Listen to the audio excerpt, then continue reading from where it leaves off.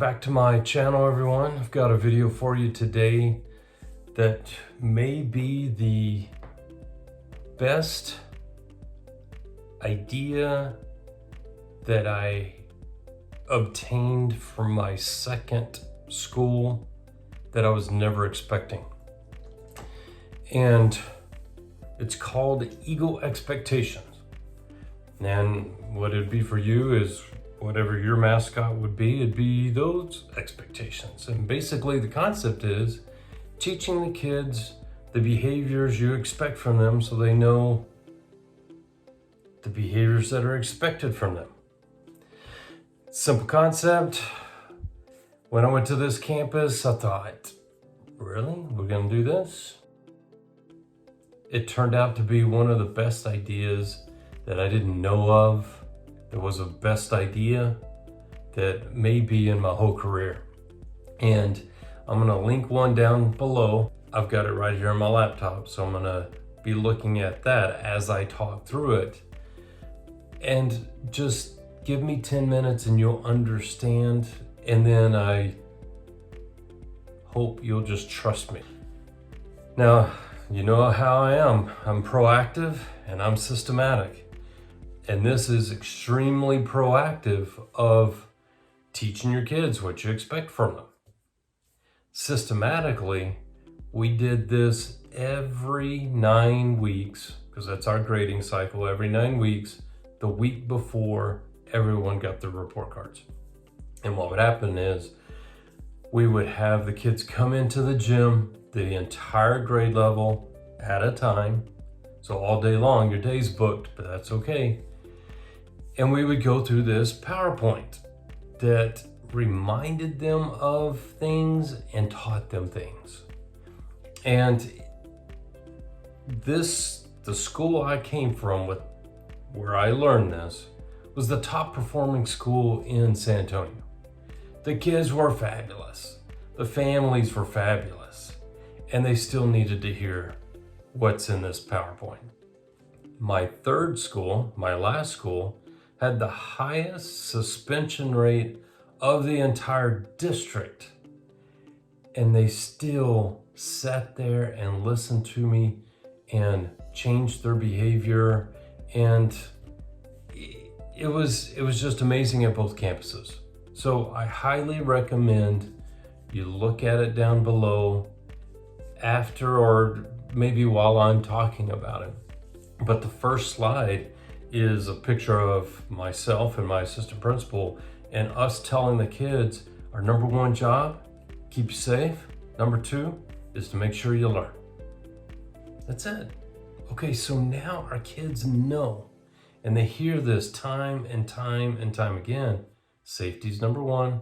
We want you to learn, grow, achieve whatever your two messages would be to them. Then we go into the front office and we have a picture of all the front office ladies. We specify their names so that our kids can greet them correctly. And then we talk to them about those ladies know that they have a job to do, but if a student comes and asks for help, they will stop whatever they're doing because they're here for you.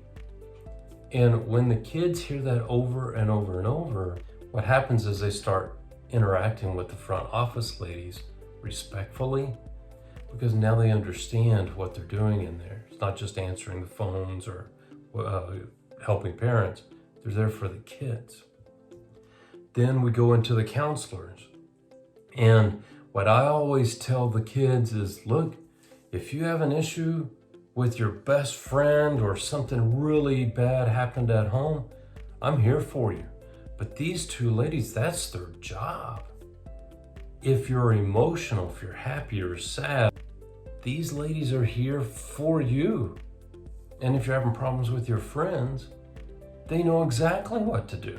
Now you're welcome to come to me, but I'm probably going to walk you over to them because they do that well. They love helping kids with social issues or emotional problems.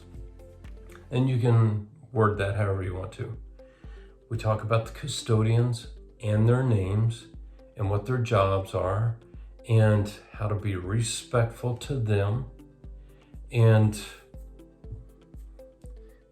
it's just awesome to be in the cafeteria and hearing your kids call your custodians by their proper name. It's just a great thing to see. We talk about the cafeteria, how we want them to walk in, how we want them to get really quiet during the line so that the ladies can hear them. Make sure you say thank you. Make sure you ask please. Ask about their day. And then you're going to walk through and you're going to sit down, and we talk about how to sit in the cafeteria and everything.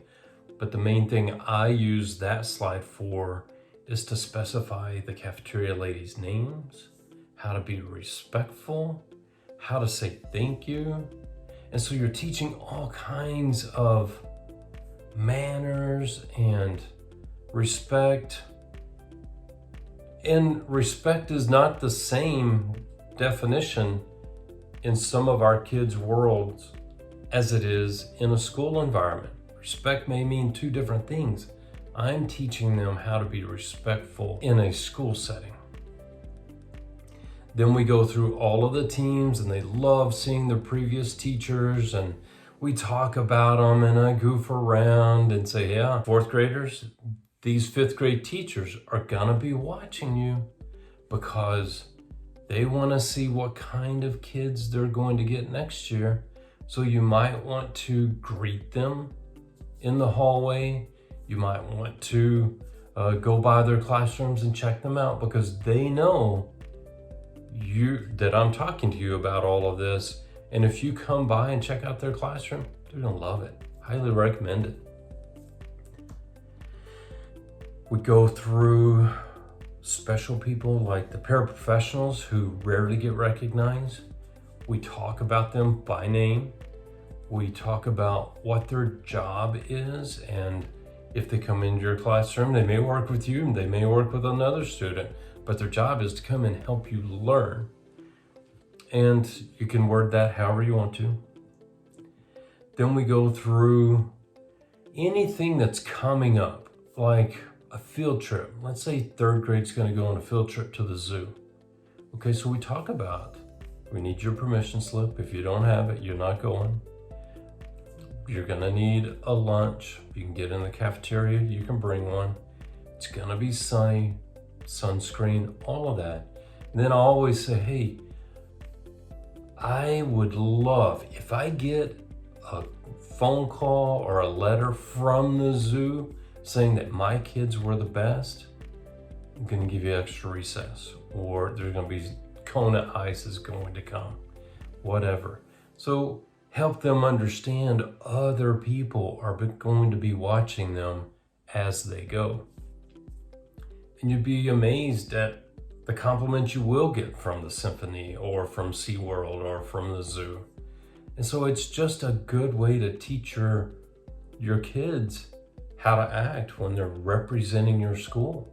Are they all going to wear the school shirt? Are they going to be color-coded by classroom? Don't know. Do you think about it?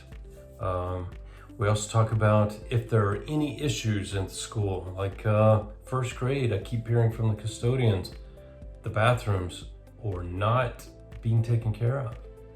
And then you go into what you expect. Fifth grade, I hear that at recess, you're getting too rough playing football. So right now, I'm allowing it. If I get any more complaints, probably gonna take football away for a couple of weeks. So you do what you need to do. I'm gonna do what I need to do, because really, remember, number one, my job is to keep you safe. There's one thing in here I thought there is no way I'm gonna talk about it, and that was about the restrooms. We took a picture, or they took a picture of the toilet and put a bullseye in the middle. And so when we get to this picture, all the kids, can't believe that. Boys, at your house, is it filthy? I don't think so, because I know most of your moms, and they wouldn't allow that. So let's not do it here either. hit the bullseye, flush, wash your hands, get out of there. Don't want any playing around in the bathroom. And you can see there are different slides, just reminders of how to eat in the cafeteria, how to have enough space, how to clean up when you're done. When you're in the library, what does that look like? When you're walking down the hallways, what do you expect? In the clinic, when do you go to the clinic? That, I always talk about the nurses, it's all about privacy. No one's going to know unless you're in danger. So if you have an issue that you don't know how to handle, go to the nurse, she'll take care of you.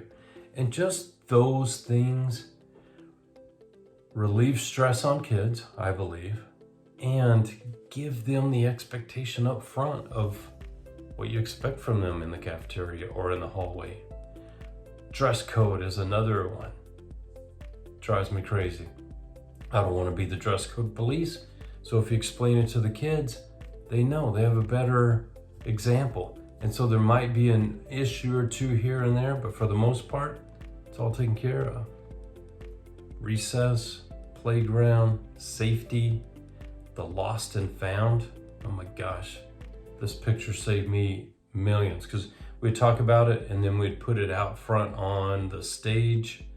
During lunch, the stuff would be picked up in no time. So highly recommend that one. Toys, didn't want them at my school. We got other things to do than play toys, play with toys. Bus behavior. I strongly believe us teaching bus behavior in these sessions cut down at least 50% of any discipline that we ever had. Our safety drills, now it's not safety drills, it's security drills, really, safety and security drills.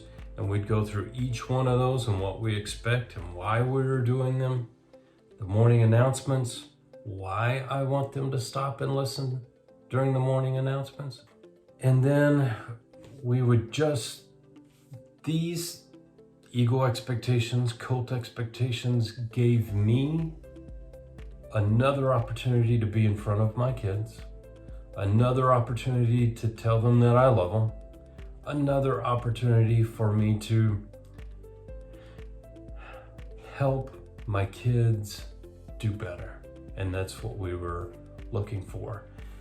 Gotta give a shout out to Encino Park for teaching me this. I had been a principal for 9 years before I learned this. And I'm so glad I did. I'm so grateful for the leaders that came before me who had this great idea and shared it with me. So I'm gonna link it down at the bottom. Please find me if you need me, if you have any questions.